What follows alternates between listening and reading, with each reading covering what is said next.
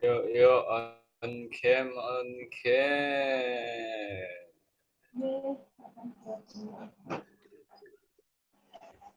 Ayo mulai ya. Kabar.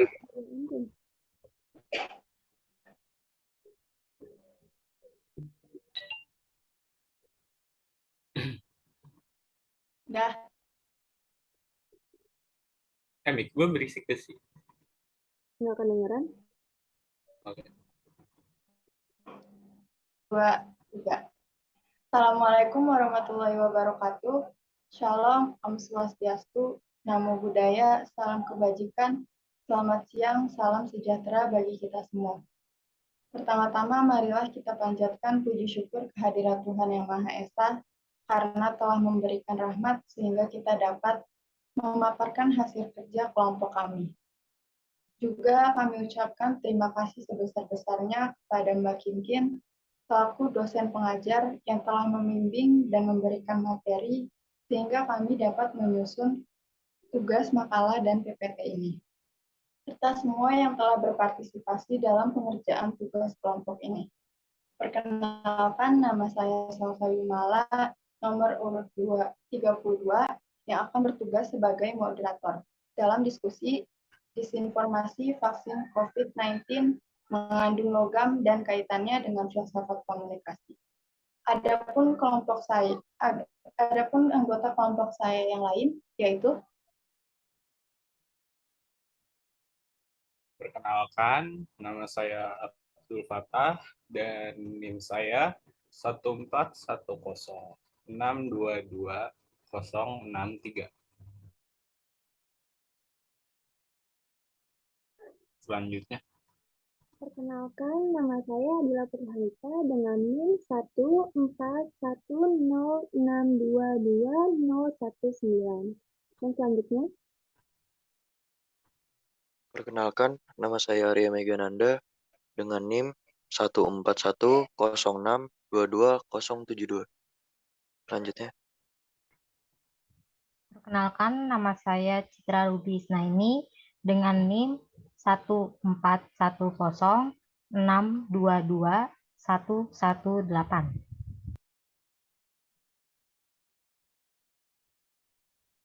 baik teman-teman, langsung saja kita mulai presentasi kali ini. Sebelum itu, marilah kita mengucapkan basmalah bersama-sama. Bismillahirrahmanirrahim.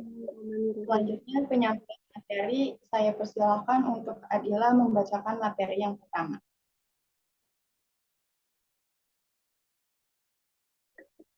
baik, terima kasih untuk moderator. Oke, pada hari ini saya akan membahas tentang latar belakang dari kasus yang akan kami ambil. Setiap harinya, masyarakat Indonesia selalu mendapatkan berita dan informasi, baik menggunakan media baru ataupun media konvensional. Namun, informasi yang banyak berada di masyarakat belum pasti diketahui kebenarannya. Informasi tersebut dapat dimanfaatkan untuk kepentingan pihak yang tidak bertanggung jawab. Apalagi dengan kehadiran media sosial di tengah masyarakat. Semakin mudahnya masyarakat untuk saling bertukar informasi dan berkomunikasi. Di samping ada gambar penggunaan internet pada tahun 2020. Berdasarkan informasi yang diperoleh dari Valid News, dipaparkan pada tahun 2020 ada 175,4 juta jiwa penduduk Indonesia yang memakai internet. Dari total jumlah populasi penduduk Indonesia yang berjumlah 272,1 juta orang. Informasi tersebut menggambarkan bahwa internet telah menjadi bagian hidup dari kebanyakan masyarakat Indonesia. Karena telah menjadi bagian hidup, banyak kegiatan yang awal mulanya tidak digunakan internet untuk bantuan, menjadi kegiatan yang digunakan dengan internet. Salah satu contoh kegiatan untuk memperoleh informasi tersebut ialah membaca artikel. Sebelum adanya internet, lebih memilih sebelum ada internet, masyarakat membaca artikel dari surat kabar untuk memperoleh informasi. Namun, masyarakat yang sudah memahami internet lebih memilih untuk mengakses internet untuk mendapatkan informasi yang diperlukan. Selain itu, bermunculan media berbasis daring yang banyak digunakan penyaji berita baru. Internet digunakan para penyaji berita untuk menyalurkan informasi kepada masyarakat. Karena kelebihan internet, yaitu informasi yang sudah disebarkan lebih cepat diterima oleh masyarakat, serta masyarakat bisa menyalurkan kembali informasi tersebut lewat internet lagi. Aktivitas memberikan berita menjadi aktivitas yang kerap dilakukan oleh masyarakat sebab kemudahan serta bermacam motif. Permasalahan yang ada yaitu banyaknya opsi tipe penyedia data yang ada pada internet. Timbulnya 43.300 media daring yang bisa diakses oleh masyarakat menyebabkan banyaknya opsi dalam mencari data. Terdapat 3 tingkatan tipe kekacauan data. Yang pertama, misinformasi. Misinformasi ialah tipe data yang salah, tetapi tidak terbuat dengan itikat untuk membahayakan ataupun menghasilkan kekacauan. Yang kedua, disinformasi. Disinformasi ini tipe data yang salah terencana, yang serta terencana terbuat untuk membahayakan seseorang, kelompok sosial, organisasi, maupun negara. Yang ketiga itu malinformasi, merupakan tipe data yang bersumber pada realita serta terbuat untuk merugikan seseorang, organisasi, maupun negara. Permasalahan kekacauan tingkatan ini bisa melemahkan jurnalisme bermutu serta data terpercaya. Konsekuensinya mencakup penargetan yang disengaja terhadap jurnalis serta penerbit daring lainnya.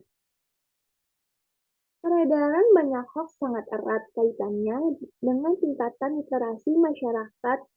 Terdapat kecenderungan pada masyarakat Indonesia yang terburu-buru dalam memperhitungkan suatu perkara dengan melihat satu sudut pandang saja. Sedangkan sangat rendah keinginan mereka untuk mengkonfirmasi data dari bermacam sumber. Pada saat ini, nyaris seluruh orang dapat memproduksi, meneruskan, serta berbagi informasi cuma dengan telunjuk. Peristiwa ini memunculkan ledakan informasi, yakni bercampurnya jumlah data serta hoax yang tersebar. Hoax yang tersebar dan ini tuh sangat besar. Media sosial semacam Facebook, Instagram, WhatsApp, serta Twitter telah memiliki kebijakan untuk menghalangi informasi hoax serta diskriminasi sara. Tetapi tetap saja masih tersebar serta muncul informasi yang berbentuk hoax. Terlebih lagi, isu kesehatan tengah menjadi sasaran utama kabar hoax. Terdapatnya wabah COVID-19 yang ditetapkan oleh World Health Organization selaku pandemi global. Yang tidak bisa dipungkiri, isu tersebut menimbulkan bermacam-macam spekulasi serta hoax yang tidak benar di masyarakat. Sekian yang bisa saya sampaikan, selanjutnya akan disampaikan oleh teman saya.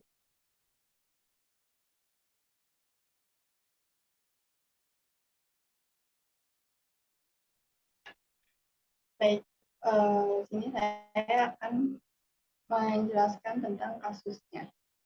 Pada awal tahun 2020, dunia tiba-tiba terdisrupsi oleh pandemi yang disebabkan dari suatu galur baru dari coronaviruses, yaitu Severe Acute Respiratory Syndrome Related Coronavirus 2 atau SARS-CoV-2. Penyakit yang ditimbulkan atas infeksi SARS-CoV-2 kemudian disebut sebagai coronavirus disease atau COVID-19. Di Indonesia sendiri, kasus pertama COVID-19 ditemukan pada awal Maret 2020. Dalam sehari bisa mencapai ribuan kasus kematian yang disebabkan oleh COVID-19.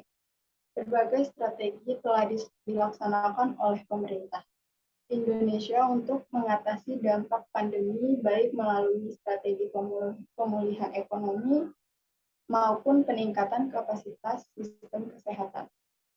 Salah satunya adalah melalui penyediaan vaksin dan pelaksanaan vaksinasi COVID-19. Namun, belum lama ini beredar sebuah tangkapan layar di media sosial Twitter yang mengklaim bahwa Jepang telah menghentikan vaksin COVID-19 untuk rakyatnya karena terdapat kandungan logam di dalamnya. Hal ini pun membuat masyarakat Indonesia sendiri resah dan bertanya-tanya tentang kandungan apa saja yang ada di dalam cairan vaksin. Masyarakat juga bertanya-tanya kebenaran tentang isu vaksin COVID-19 mengandung logam. Setelah ditelusuri, benar adanya bahwa Jepang hentikan vaksin, namun hanya sementara dan hanya 1,63 dosis vaksin Moderna. Vaksin itu telah terkontaminasi pada Agustus 2021. Dikutip dari website Satgas COVID-19, Jepang menggunakan vaksin Pfizer, Moderna, dan AstraZeneca. Pemerintah Jepang berkata dosis ketiga penting untuk memperkuat antibodi, sebab kasus breakthrough atau tertular setelah divaksinasi semakin banyak di Jepang dan banyak di negara lain. Terkait kandungan logam pada vaksin COVID-19, Ketua Indonesia Technical Advisory Group on Immunization, Sri Rezeki Hadinegoro, buka suara dan memastikan bahwa isu vaksin COVID-19 mengandung logam atau sejenisnya adalah salah.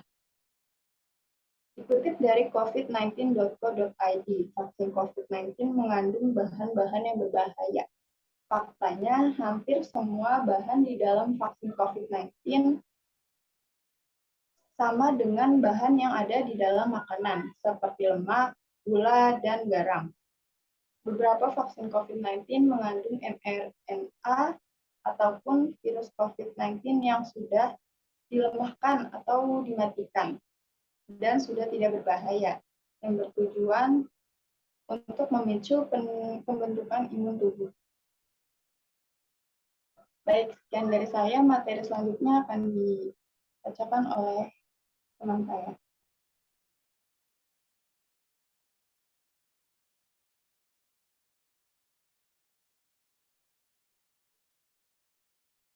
Kaitan pokok bahasan khusus dan kasus yang diangkat.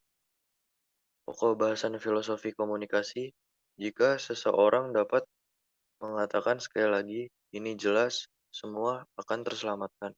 Kamus Mitos Sisyphus. Secara etimologi, kata filsafat berasal dari bahasa Yunani, filosofia, yang merupakan perhubungan dua kata, yaitu philos atau phlein, yang berarti cinta, mencintai atau cinta, dan kata sophia yang berarti kebijaksanaan atau hikmat. Dengan demikian, secara bahasa, filsafat memiliki arti cinta akan kebijaksanaan. Muhammad Mufid, 2009. Menurut kamus, zaman sekarang adalah zaman absurditas.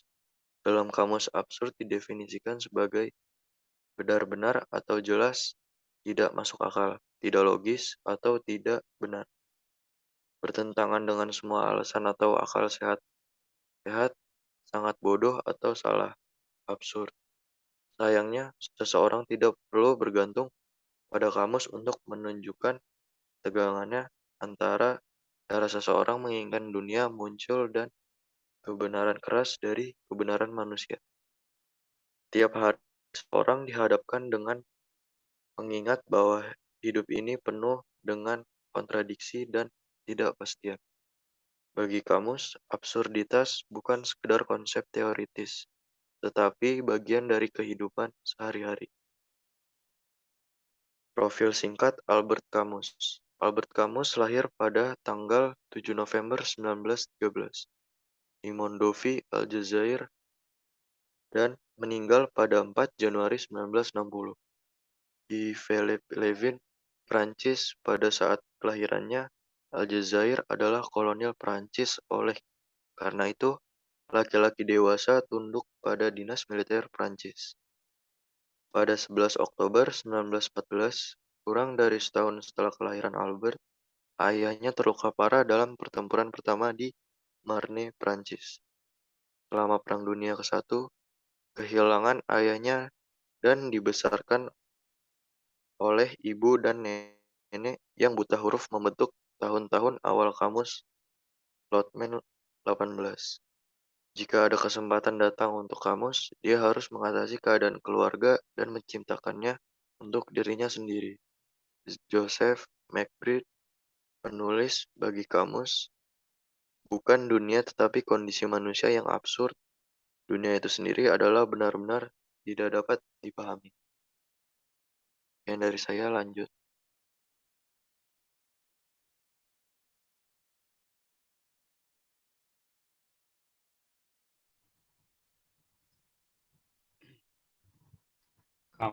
Kamus membuat entry berikut di buku catatannya. Pengembangan absurd. Yang pertama, jika perhatian dasarnya adalah kebutuhan akan persatuan. Yang kedua, jika dunia atau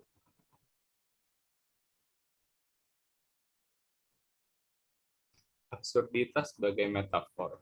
Pada dasarnya, kamus memahami absurditas sebagai keinginan untuk pemahaman yang jelas di dunia yang tidak memiliki universalitas dan di mana kontradiksi diberikan.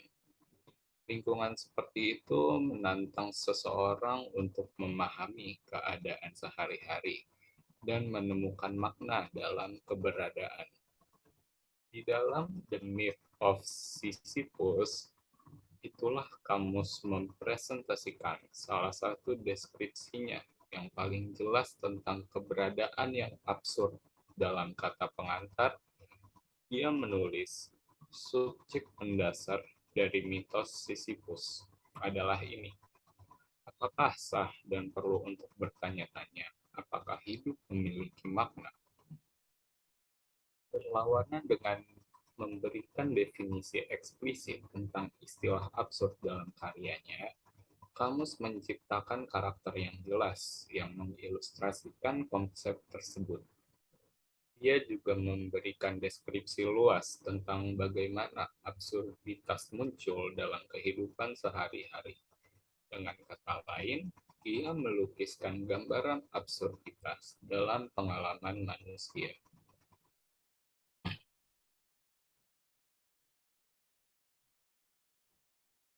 Tidak bermaknaan hidup adalah salah satu aspek dari absurditas kamus. Tetapi, untuk menyarankan bahwa hal itu memberikan definisi penuh, meleset, dan kompleksitas penggunaan istilah kamus. Kamus menganggap absurditas sebagai sesuatu yang biasa dalam kehidupan sehari-hari. Meskipun manusia mungkin mengharapkan kehidupan yang memberikan kesatuan makna, pada November 1942, kamus membuat entry berikut di buku catatannya. Pengembangan absurd. Yang pertama, jika perhatian dasarnya adalah kebutuhan akan persatuan. Yang kedua, jika dunia atau Tuhan tidak mencukupi, terserah manusia untuk menempa kesatuan untuk dirinya sendiri, baik dengan berpaling dari dunia atau di dalam dunia. Dengan demikian, moralitas dan penghematan yang masih harus didefinisikan telah dipulihkan. Buku catatan 4 nomor 41. Penggunaan absurditas kamus sebagai metafora menjadi lensa yang melaluinya para pemikir saat ini dapat melihat momen historis mereka sendiri. Pemahaman istilah metafora seperti yang digunakan dalam teks ini diinformasikan oleh karya Paul Ricoeur yang tertulis Ini adalah fungsi metafora untuk menginstruksikan dengan tiba-tiba menggabungkan unsur-unsur yang belum disatukan sebelumnya. Dalam banyak hal, pengertian metafora ini dapat dipahami sebagai semacam interupsi terhadap rutinitas kehidupan sehari-hari.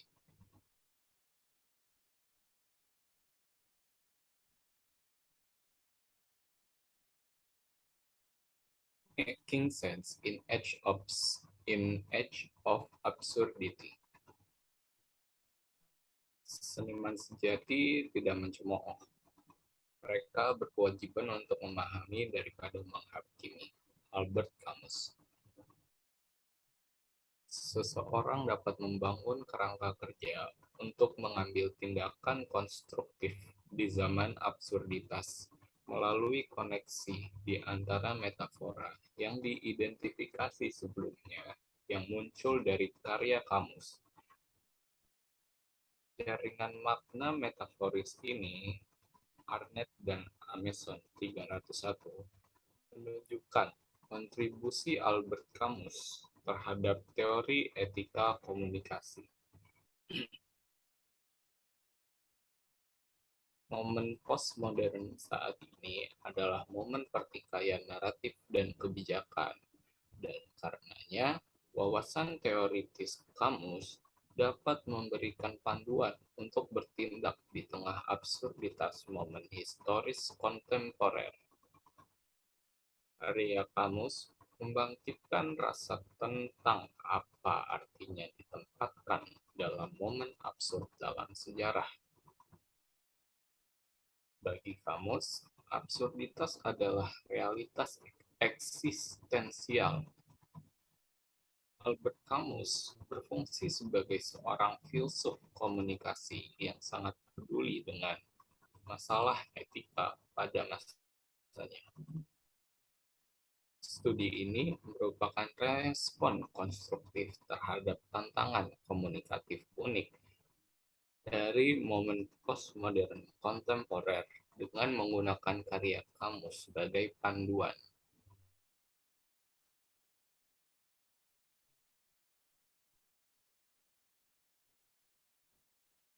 Dalam menjelaskan pemahaman tentang absurditas, Albert Camus menggunakan kisah mitologi Sisyphus untuk menggambarannya.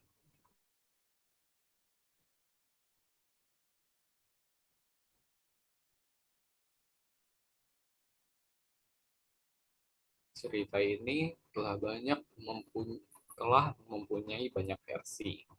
Namun, intinya adalah raja dari Korinth bernama Sisyphus yang mendapat hukuman dari Dewa Zeus dan dikutuk untuk mengangkat batu ke bukit sepanjang umur hidupnya.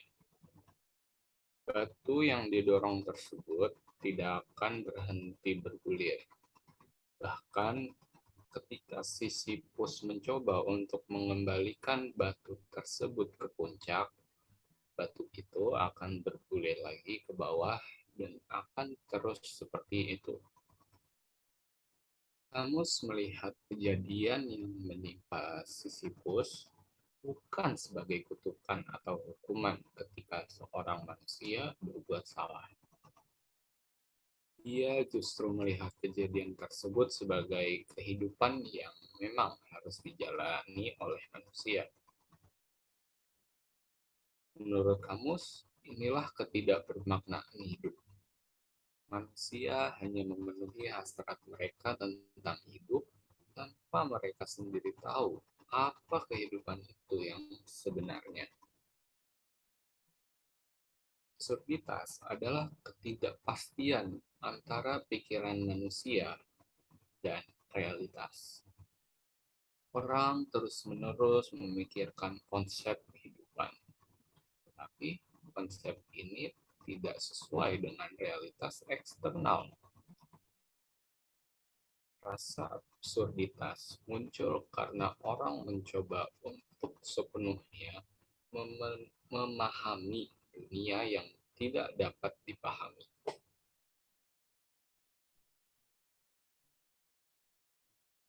Menurut kamus, kehidupan absurditas harus kita hadapi.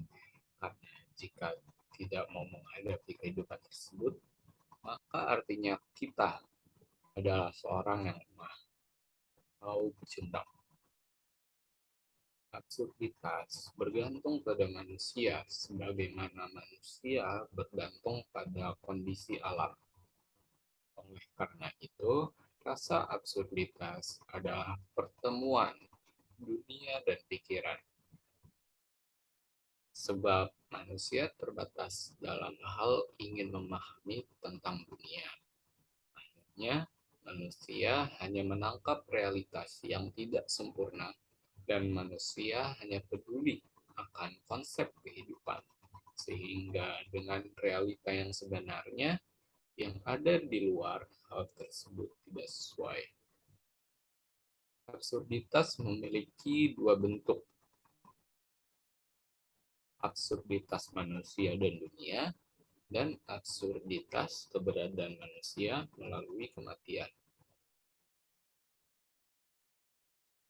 Bentuk pertama muncul karena hubungan dibatasi oleh keinginan untuk menemukan dunia yang jelas, berbeda, dan objektif. Bentuk kedua adalah kehendak bebas dalam menghadapi kematian, sehingga mustahil untuk mempertahankan hidup. Persyaratan ini meluas ke persyaratan nilai-nilai moral yang terkait dengan keyakinan akan keberadaan Tuhan.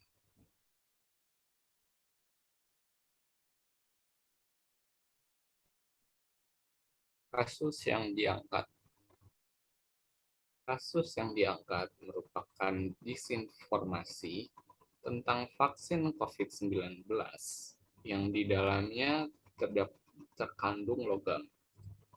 Hal ini ramai diperbincangkan di media sosial, yaitu ketika Jepang menghentikan sementara peredaran vaksin Moderna karena dianggap mengandung unsur logam di dalamnya. Tentu saja, hal ini menimbulkan kepanikan dan tanda tanya besar di masyarakat. Sebenarnya, apa isi kandungan dari vaksin? Dan apakah benar di dalamnya terkandung logam? Respon masalah ini, Ketua IKG akhirnya buka suara yang mana ia memastikan bahwa isu yang berkembang di media terkait adanya unsur logam di dalam vaksin itu adalah salah.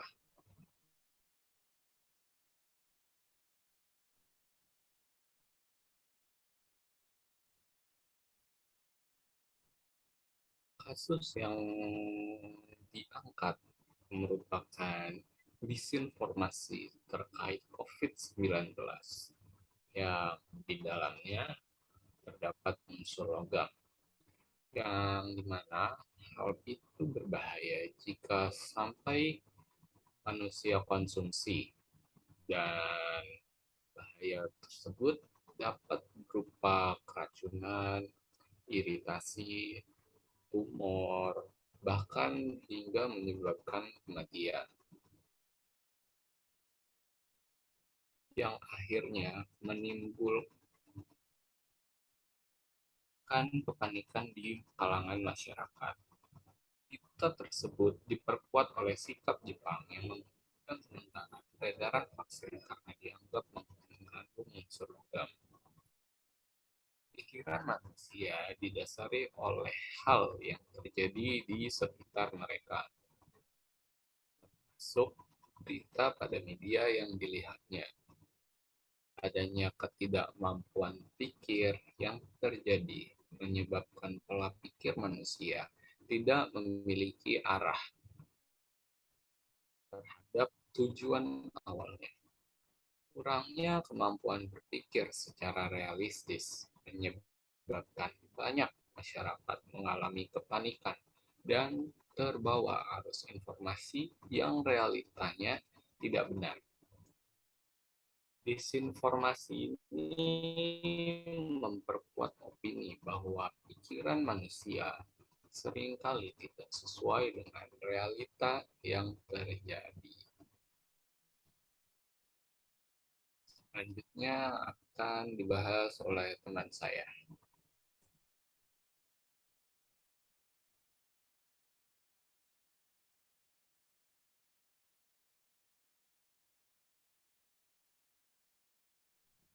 Make chat.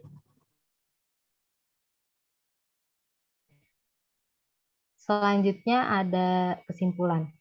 Dari karya kamus tersebut, membangkitkan rasa ingin tahu tentang apa artinya ditempatkan dalam momen absurd. Menurut kamus, absurditas adalah reaksi eksistensial. Ada harapan, ketika tidak ada harapan itulah absurd yang mendefinisikan manusia. Dan itulah realitas eksistensial terbesar bagi seorang manusia. Kamus tahu bahwa ada sesuatu di hati manusia yang tidak akan terhenti. Begitulah cara dia untuk terus mencari harapan ketika tidak ada yang terlihat di depannya. Dengan buku dari Albert Camus yang membahas tentang filsafat komunikasi dan menjadi referensi untuk penulisan ini, menunjukkan beberapa pertanyaan penting yang tergantung pada bagaimana seseorang menjawab masing-masing dan memiliki implikasi besar bagi kehidupan sehari-hari. Menurut buku Etika dan Filsafat Komunikasi karya Muhammad Muhid, filsafat meninjau dengan pertanyaan apa itu, dari mana, dan kemana. Dari kasus yang kami bahas juga yaitu kasus vaksin COVID mengandung logam, berkaitan erat dengan filsafat komunikasi. Dari sini kita mengeluarkan pertanyaan-pertanyaan seperti apa itu vaksin yang mengandung logam, dari mana asalnya vaksin itu dibuat, dan kemana tujuan dibuatnya vaksin itu. Maksud dari hal ini adalah bahwa filsafat ini tidak mencari pengetahuan sebab akibat masalah, melainkan orang-orang mencari tahu tentang apa yang sebenarnya ada dalam masalah itu, dari mana terjadinya, dan apa tujuannya. Filsafat juga menjadi latihan untuk belajar mengambil sikap dari segala macam Record in progress.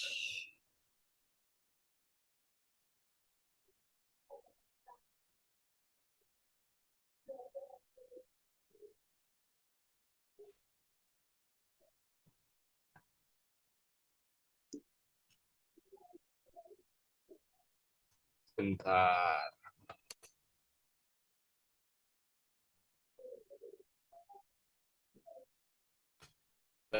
Baik, sebelumnya kami mohon maaf karena ada kendala yaitu keterbatasan dalam waktu Zoom karena Zoom yang kami pakai tidak premium. Jadi hanya bisa mencakup 40 menit saja. Jadi sekarang akan dilanjutkan lagi dari kesimpulan yang akan dibacakan oleh Citra Ruby. Silahkan. Oke, lanjut ke bagian kesimpulan. Dari karya kamus tersebut, membangkitkan rasa ingin tahu tentang apa artinya ditempatkan dalam momen absurd. Menurut kamus, absurditas adalah reaksi eksistensial. Ada harapan ketika tidak ada harapan. Itulah absurd yang mendefinisikan manusia, dan itulah realitas eksistensial terbesar bagi seorang manusia. Kamus tahu bahwa ada sesuatu di hati manusia yang tidak akan terhenti. Begitulah cara dia untuk terus mencari harapan ketika tidak ada yang terlihat di depannya. Dengan buku dari Albert Camus yang membahas tentang filsafat komunikasi dan menjadi referensi untuk penulisan ini, menunjukkan beberapa pertanyaan penting yang tergantung pada bagaimana seseorang menjawab masing-masing dan memiliki implikasi besar bagi kehidupan sehari-hari. Menurut buku Etika dan Filsafat Komunikasi karya Muhammad Mufid, filsafat meninjau dengan pertanyaan apa itu, dari mana, dan kemana. Dari kasus yang kami bahas juga yaitu kasus vaksin COVID mengandung logam, berkaitan erat dengan filsafat komunikasi. Dari sini, kita mengeluarkan pertanyaan-pertanyaan seperti apa itu vaksin yang mengandung logam, dari mana asalnya vaksin itu dibuat, dari mana dan kemana tujuan dibuatnya vaksin itu. Maksud dari hal ini adalah bahwa filsafat ini tidak mencari pengetahuan sebab akibat masalah, melainkan orang-orang mencari tahu tentang apa yang sebenarnya ada dalam masalah itu. Dari mana terjadinya dan apa tujuannya. Filsafat juga menjadi latihan untuk belajar mengambil sikap dari segala macam sudut pandang atau mengkaji lebih dalam lagi tentang suatu permasalahan yang kita temui di dalam kehidupan sehari-hari. Komunikasi sendiri juga mempunyai arti proses interaksi atau penyampaian pesan kepada antar individu ke individu lain. Komunikasi tidak hanya kepada individu, komunikasi juga bisa melalui media seperti internet, televisi, radio, surat kabar, majalah, dan masih banyak lagi. Jadi, di sini dapat kita simpulkan bahwa filsafat komunikasi ini mempelajari tentang disiplin ilmu yang mempelajari pemahaman setiap aspek komunikasi dengan menggunakan pendekatan metode filsafat. Selanjutnya, next slide.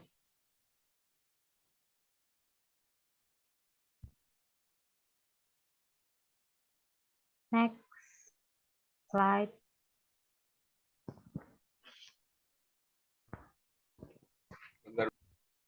Remote nih.